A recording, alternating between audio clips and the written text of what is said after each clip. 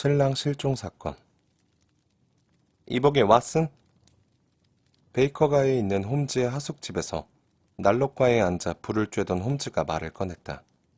인생은 말일세, 우리 인간이 도저히 알아낼 수 없을 만큼 아주 이상한 거라네. 일상적인 사소한 일조차도 생각대로 안 된다니까.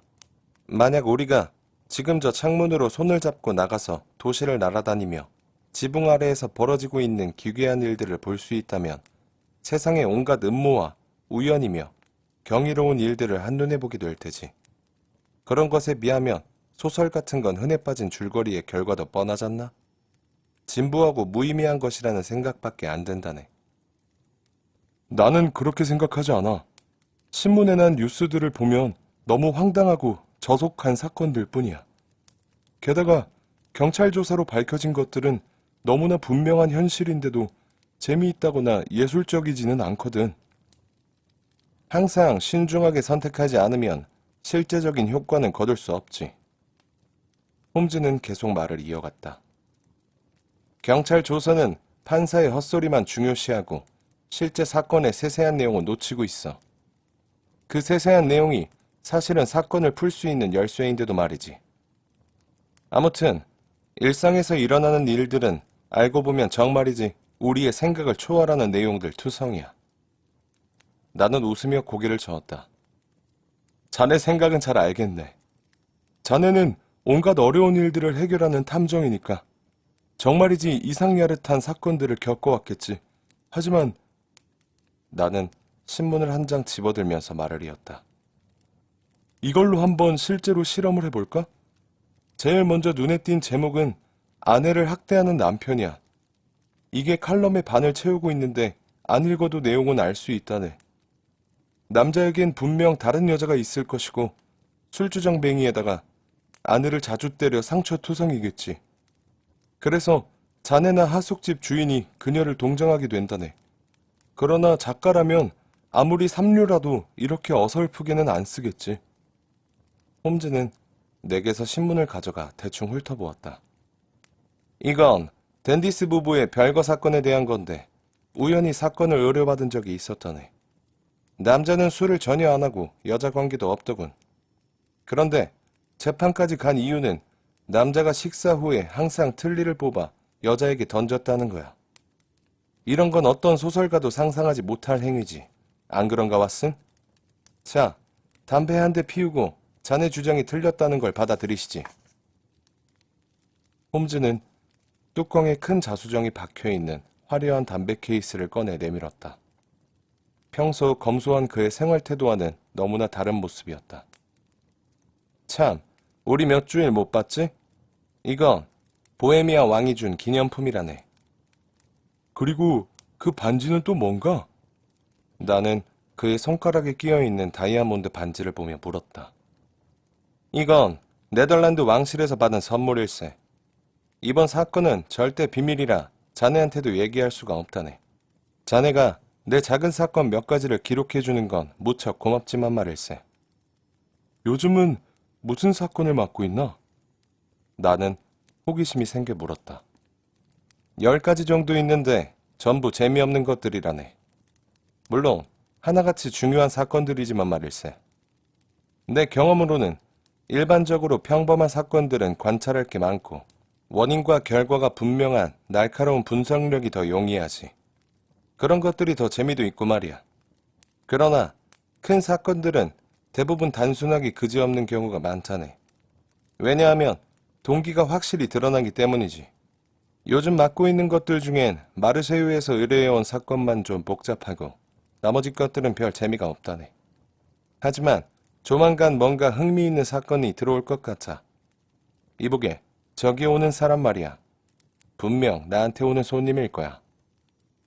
그는 의자에서 일어나 커튼 사이로 보이는 무겁고 흐린 런던 거리를 내다보았다. 그의 어깨 너머로 건너편 보도에 몸집이 큰 한 여자가 풍성한 모피 목도리를 두르고 멋진 빨간색 깃털이 장식된 책 넓은 모자를 데븐셔의 공작 부인처럼 비스듬히 쓰고는 요염한 모습으로 서 있었다. 그녀는 화려한 옷차림을 한 몸을 이리저리 흔들며 장갑을 매만지다가 쭈뼛거리며 우리 쪽 창문을 올려다보았다. 그러다 어느 순간 그녀는 수영선수가 왕복하기 위해 벽을 짚고 턴을 하듯 한 번 반동을 주더니 급히 길을 건너오기 시작했다. 곧 현관벨이 요란하게 울렸다. 이렇게 징조를 맞춘 건 전에도 있었지.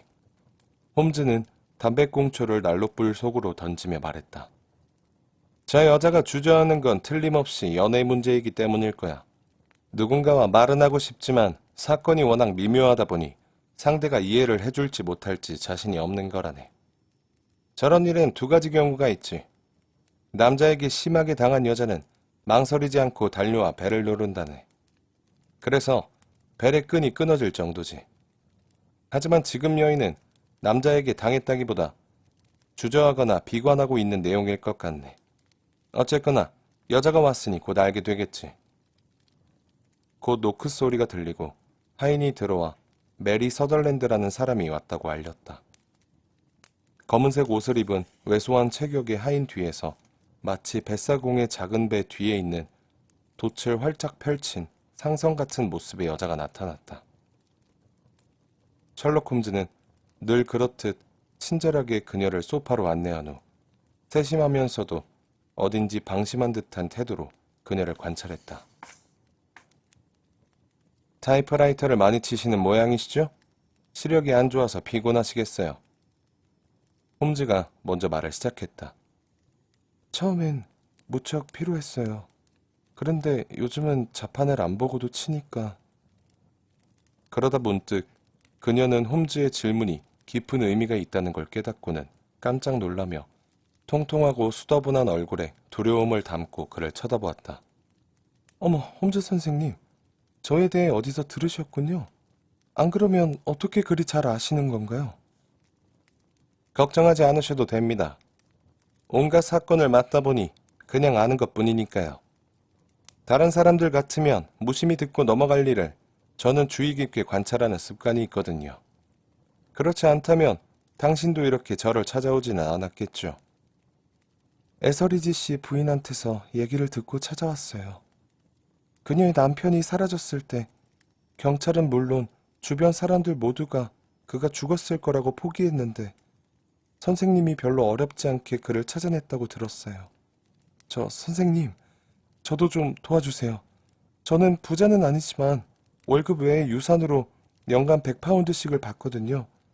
호즈머 에인절 씨를 찾아주시면 그걸 전부 드리겠어요. 그런데 왜 이리 허겁지겁 의논을 하러 오신 건가요? 셜록 홈즈는 양손바닥을 맞대고 천장을 올려다보며 물었다.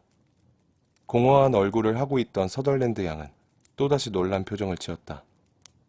맞아요. 저는 집에서 급히 나왔어요. 사실은 윈디뱅크 씨가 저의 아버지인데 너무 걱정을 안 하고 있어서 화가 치밀었죠. 경찰에 신고도 안 하고 당신을 찾아오려고 하지도 않는 거예요. 정말이지 아무것도 하지 않으면서 걱정하지 말라고만 하는 거예요. 그래서 답답한 마음에 제가 결국 이렇게 서둘러 나온 겁니다. 그런데 아버지라고 하셨나요? 성이 다른데 그럼 친아버지가 아닌가 보죠? 홈즈가 물었다. 네, 맞습니다. 저랑 5년 2개월밖에 나이 차이가 안 나 좀 어색하긴 하죠. 그럼 어머니는 안 계십니까? 아니요. 너무나 건강하시죠. 아버지가 돌아가신 후 15살이나 젊은 남자와 재혼하는 바람에 제가 좀 얹혀놨어요. 아버지는 터트넘 코트로드에서 영광공을 두고 사업을 크게 하셨는데 돌아가신 뒤에 어머니가 공장장 하디 씨와 사업을 꾸려왔어요. 그러다가 윈디뱅크 씨가 그 공장을 인수한 거죠. 그는 양조회사 직원인데 보통 수완가가 아니에요. 회사 상호와 이자 등을 계산해 4,700파운드에 가져갔는데 아버지라면 절대 그 가격으로는 팔지 않았을 거예요. 여자가 두서없이 이것저것 생각나는 대로 말을 해서 나는 혹시 홈즈가 짜증스러워하지는 않을까 생각했는데 의외로 그는 열심히 듣고 있었다. 당신이 받는다는 유산은 그럼 그 공장에서 나오는 겁니까?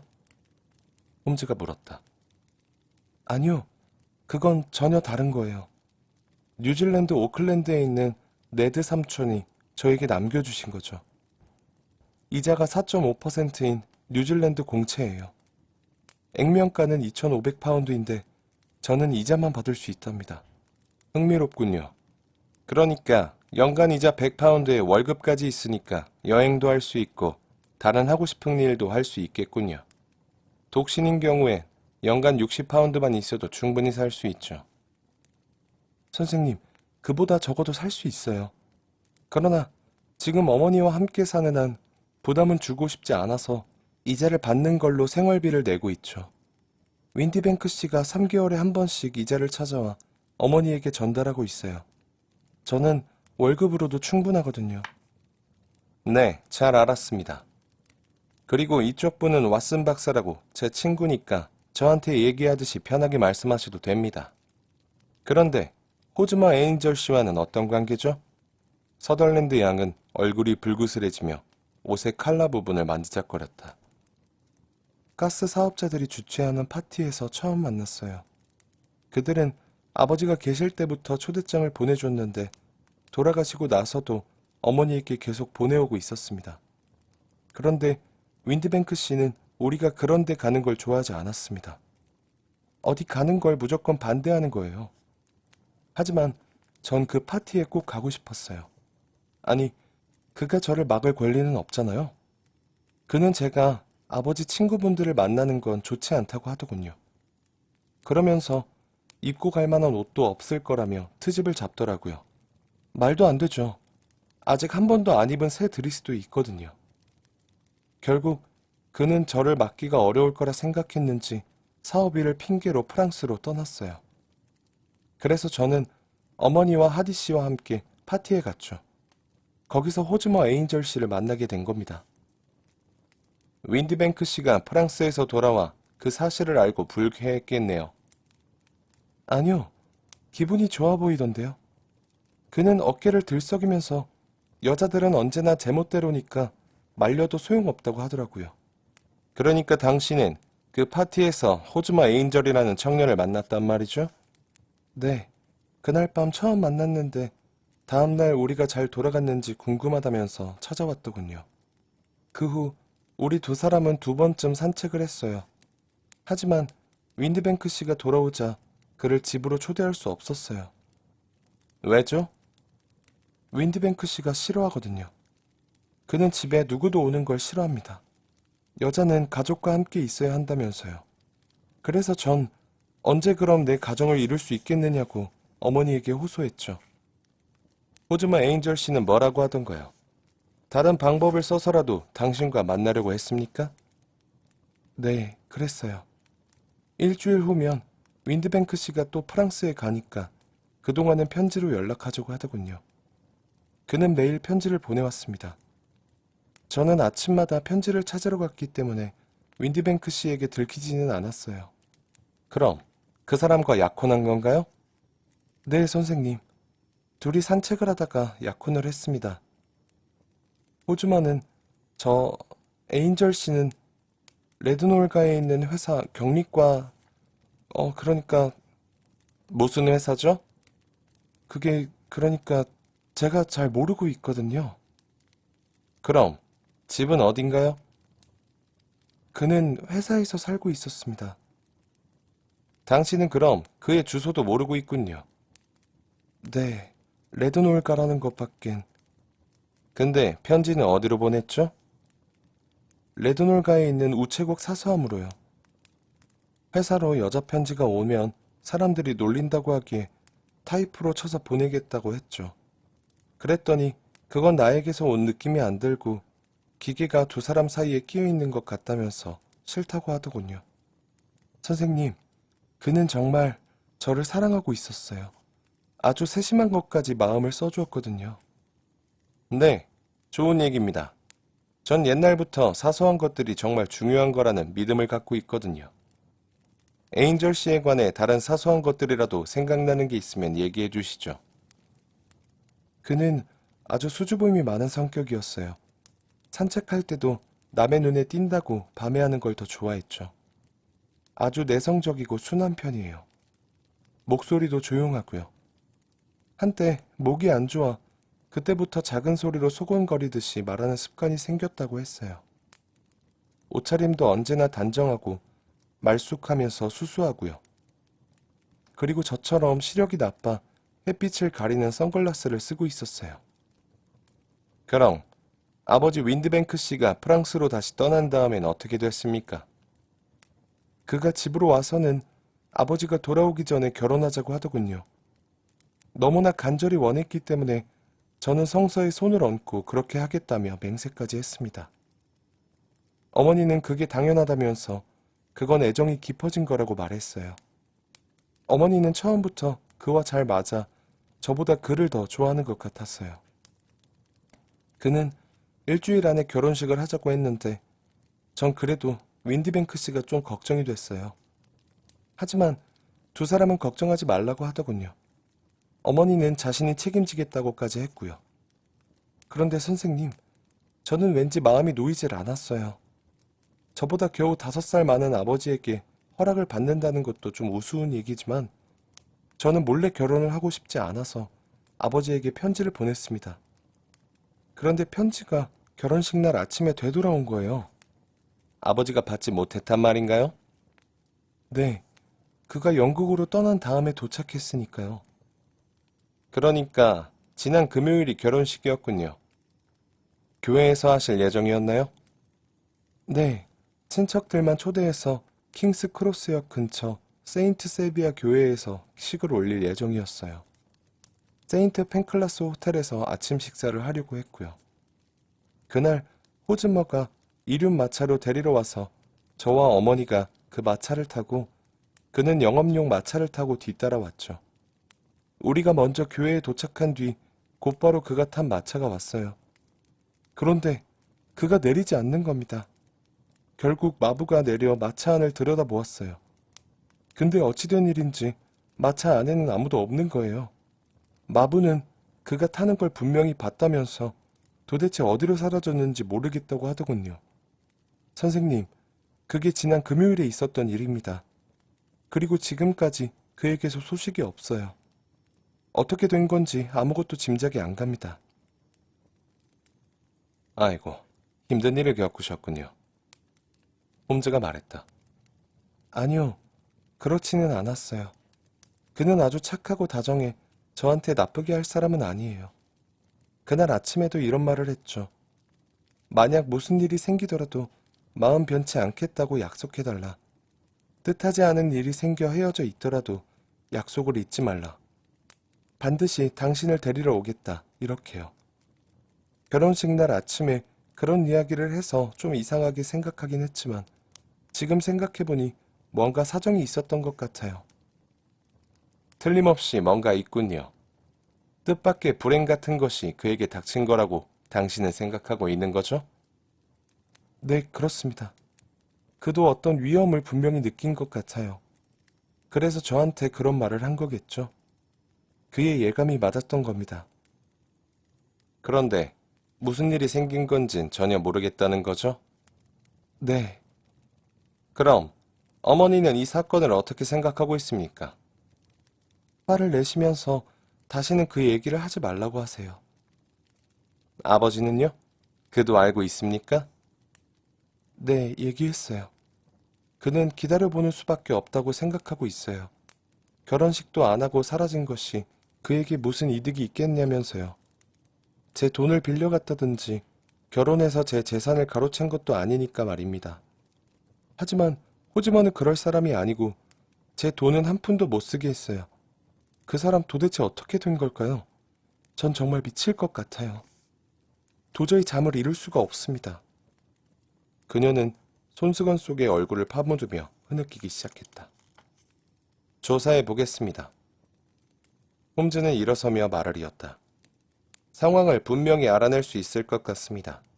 그러니 저에게 맡겨두시고 아무것도 생각하지 마세요. 그 사람에 대한 그리움은 마음속에서 완전히 지워버리세요. 그는 이미 사라져버렸으니까. 그럼 그를 다시는 볼 수 없는 건가요? 그럴 것 같습니다. 그는 어떻게 됐을까요?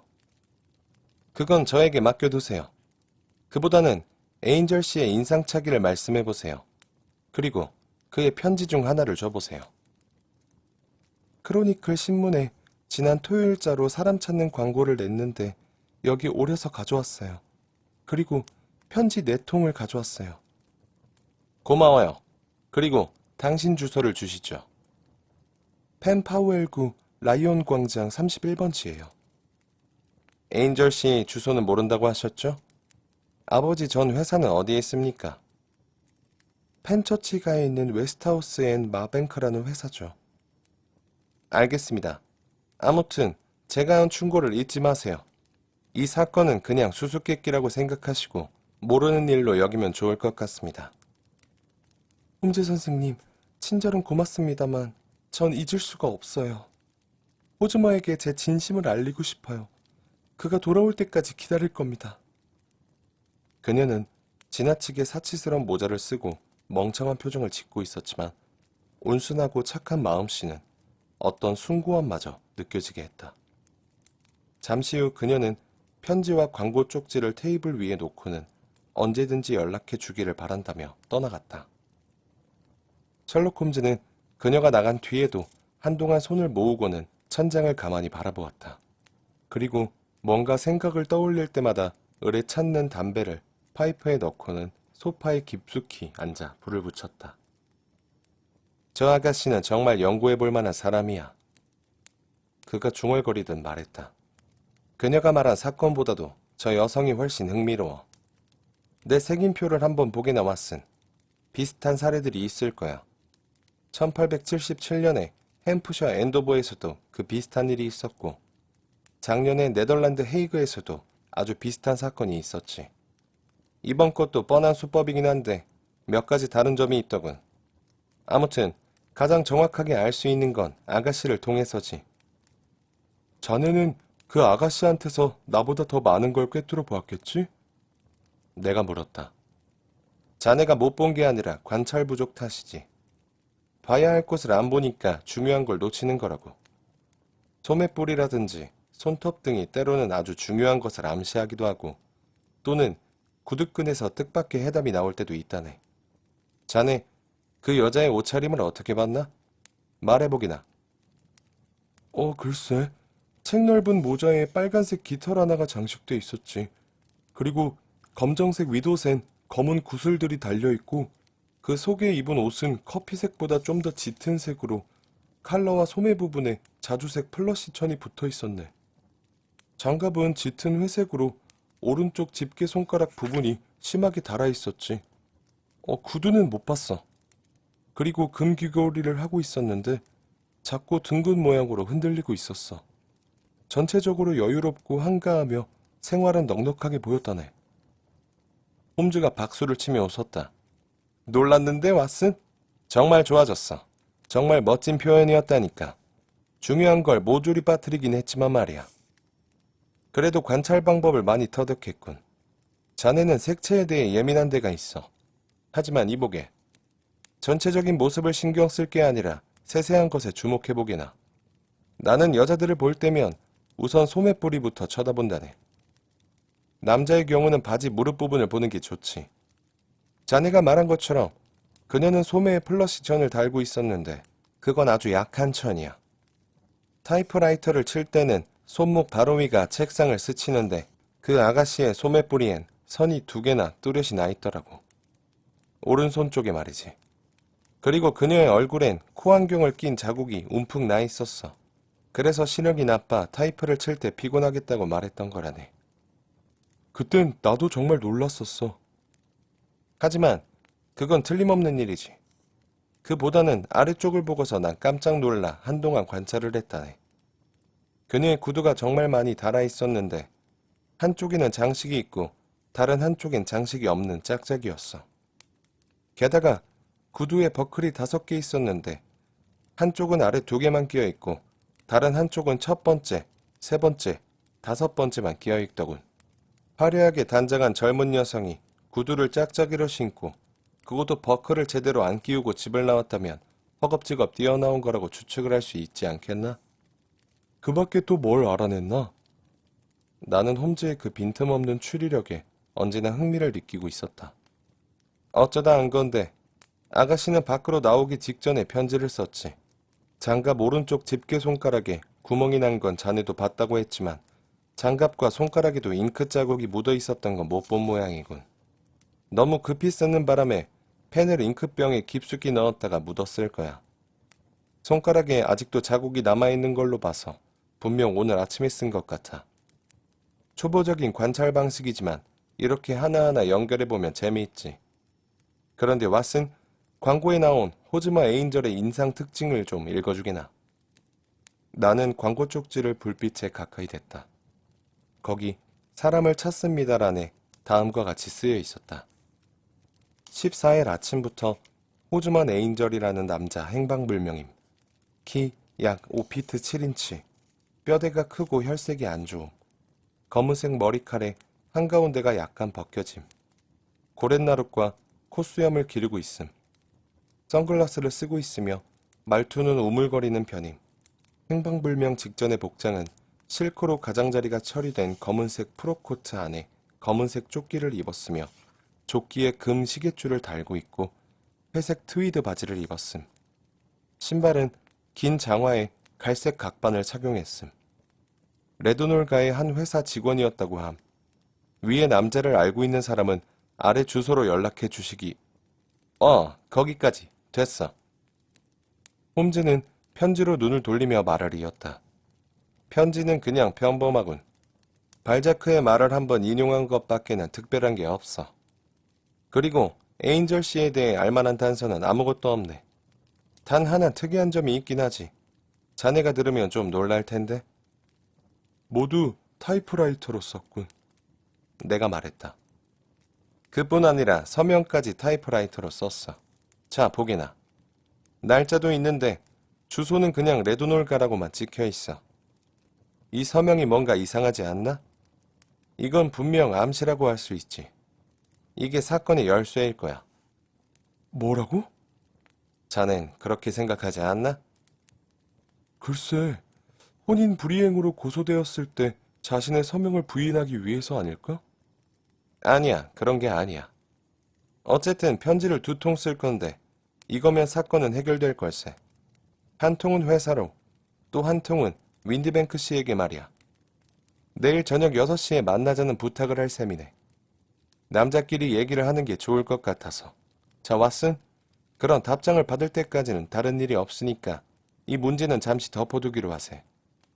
나는 이미 이 친구의 교묘한 추리력과 놀라울 정도로 활발한 정력을 믿고 있기 때문에 지금 그가 의뢰받은 미심쩍은 사건에 대해서도 자신감이 있고 벌써 확실한 해결책을 갖고 있을 거라고 생각했다. 내가 알기로 그가 실패한 적은 딱 한 번이 있었는데 그건 보헤미아 왕에게서 부탁받은 아이린 애들러의 사진 사건 때였다. 만일 그가 풀 수 없는 사건이 있다면 그건 꽤나 기괴한 사건일 게 틀림없다. 나는 잠시 후 집으로 돌아왔는데 다음날 밤이면 메리 서덜랜드의 실종된 신랑의 정체에 대해 단서가 나올 거라고 확신하고 있었다. 그 무렵 나의 환자 중에 위급한 환자가 한 명이 있어서 다음날 하루 종일 그에게 매달려 있었다. 겨우 시간이 난 건 6시쯤 됐을 때였다.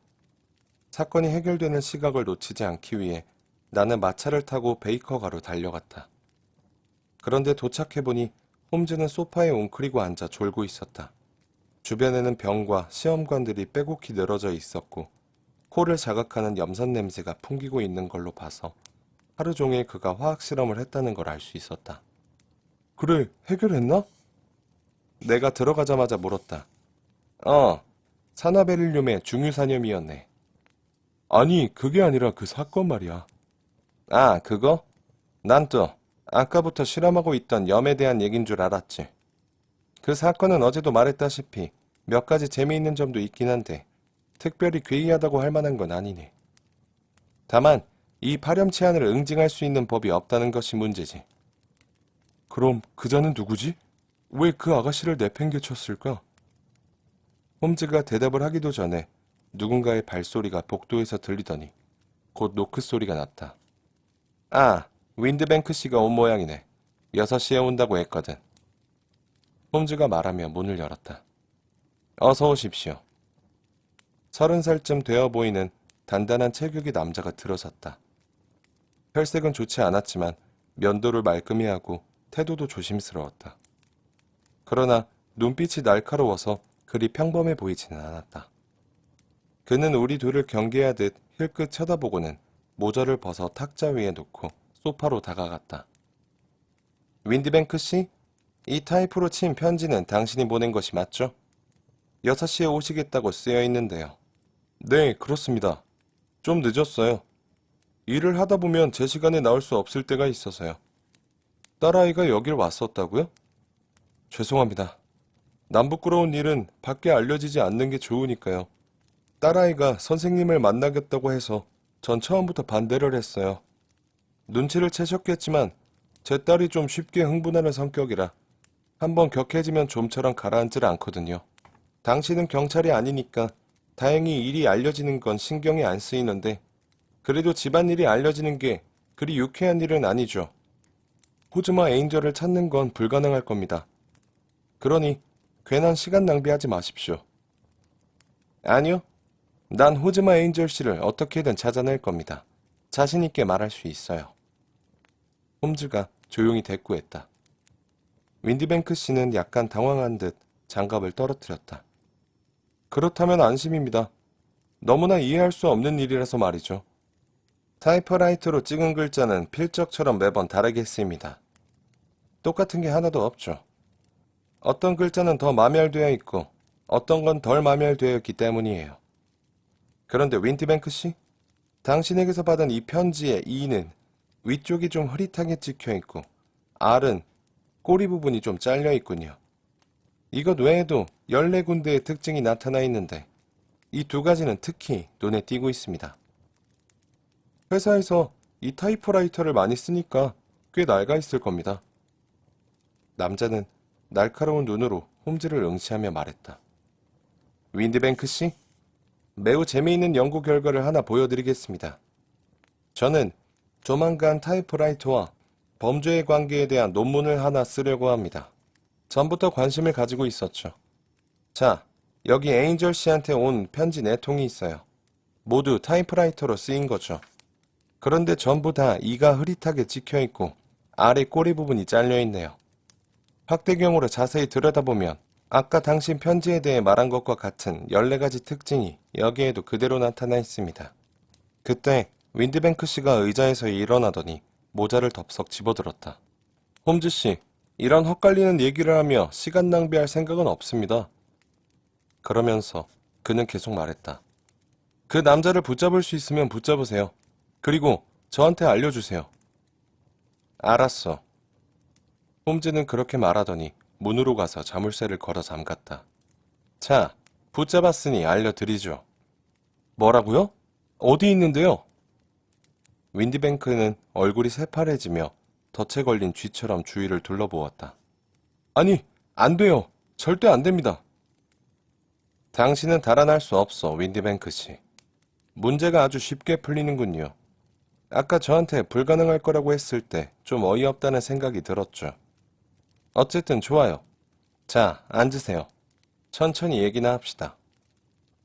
그는 창백한 얼굴에 식은땀을 흘리며 의자에 털썩 주저앉았다. 이건 범죄가 아니지 않습니까? 그래요.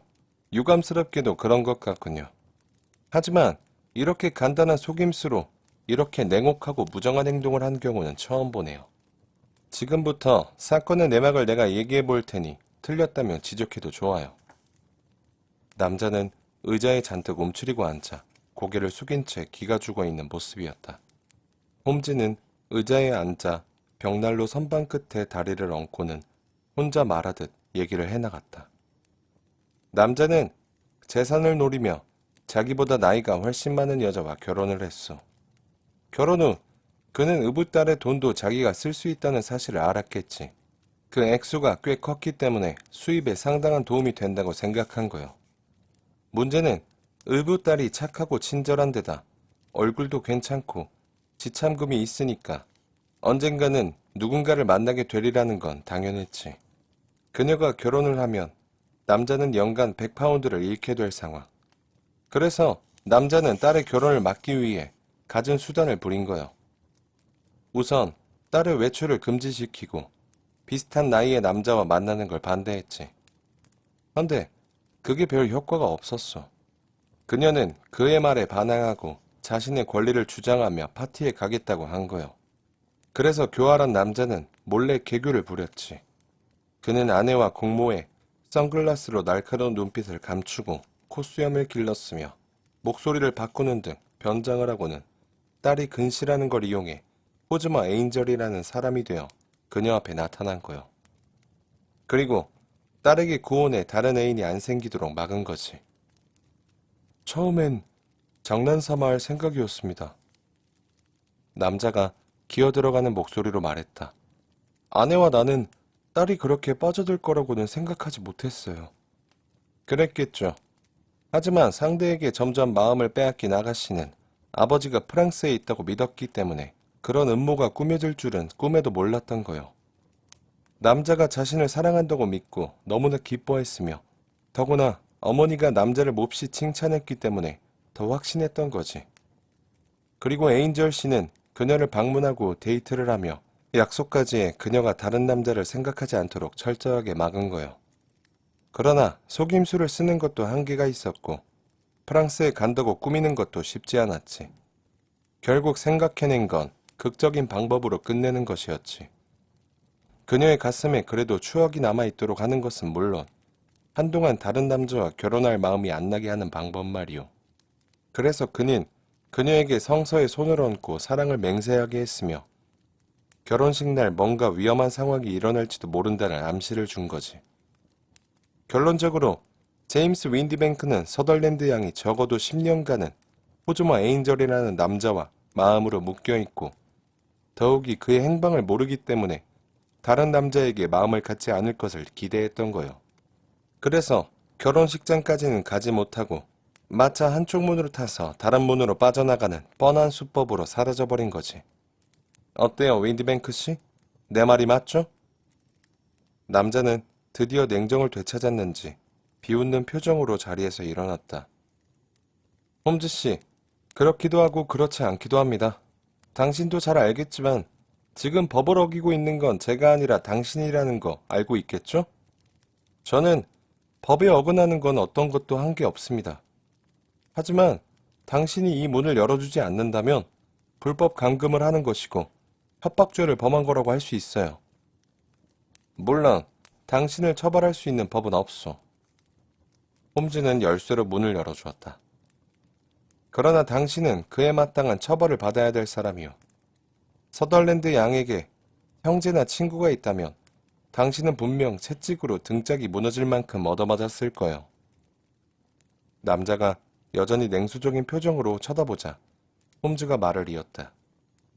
난 그런 부탁을 받지는 않았지만 저기 사냥용 채찍이 있으니까.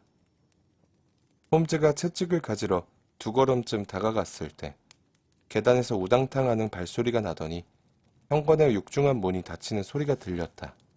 제임스 윈디뱅크가 쏜살같이 도망치는 게 창밖으로 보였다. 피도 눈물도 없는 파렴치한이구만. 홈즈는 씁쓸해한 표정으로 다시 의자에 앉았다. 저런 작자는 계속 몹쓸 일을 저지르다가 결국 큰 사고를 치게 되지. 아무튼 이번 사건은 재미있는 점도 있었어. 난 자네의 추리 과정을 아직도 이해할 수가 없네. 그래? 호즈마 에인절 얘기를 들었을 때 처음부터 수상했지. 뭔가 뚜렷한 목적이 있어서 접근한 걸로 비쳤으니까. 또 여자 얘기를 들었을 때 실질적인 이득을 보는 사람은 그 일부 아버지뿐이라는 것도 명백히 보이더군. 그리고 이상했던 건 두 남자가 함께 있은 적이 없었다는 거야. 한쪽이 나타나면 다른 쪽은 꼭 어딘가에 가 있었거든. 또 선글라스를 쓰고 특이한 목소리를 냈다던지 콧수염이나 구렛나룻을 길렀다는 얘기를 듣는 순간 변장을 했다는 게 머리에 떠올랐지. 서명을 타이프라이터로 찍는 건 자신의 필적을 들키지 않게 하려는 게 아니었겠나? 거기서 난 확신을 했다네. 이렇게 세세한 것들을 하나씩 따져보면 결국 사건이 하나의 방향으로 모아진다는 걸 알 수 있었지. 근데 어떻게 확인을 했나? 이 남자라고 마음을 굳히자 증거를 모으기는 쉬웠어. 그가 일하는 곳은 알고 있었지. 그래서 신문 광고에 실린 인상착의 중에서 수염이나 선글라스 등의 모든 변장을 지우고 나머지 인상만을 회사로 보내 이런 자가 있는지 문의를 한 거야. 그리고 윈드뱅크에게 편지를 보내 이곳에서 만날 수 있는지 물었지. 곧 타이프라이터로 친 답장이 왔는데 그 글자에서 여자가 보여준 편지와 똑같은 특징이 나타났지 뭔가. 그런데 동시에 웨스트하우스 앤 마뱅크 회사에서도 답장이 왔어. 사진 속의 인물은 제임스 윈드뱅크가 맞다고 말이지. 그걸로 해결된 거라네. 그럼 서덜랜드 양은 어떻게 되는 건가? 사실을 말해줘도 믿지 않겠지. 옛날 페르시아 속담에 이런 말이 있지 않은가? 호랑이 새끼를 얻으려고 하는 자에게는 위험이 있다. 또 이런 속담도 있지. 여자에게서 환상을 빼앗으려 하는 자에게는 위험이 있다. 하피즈는 호레이스만큼이나 세상사에 대한 분별력이 있는 사람이었다네.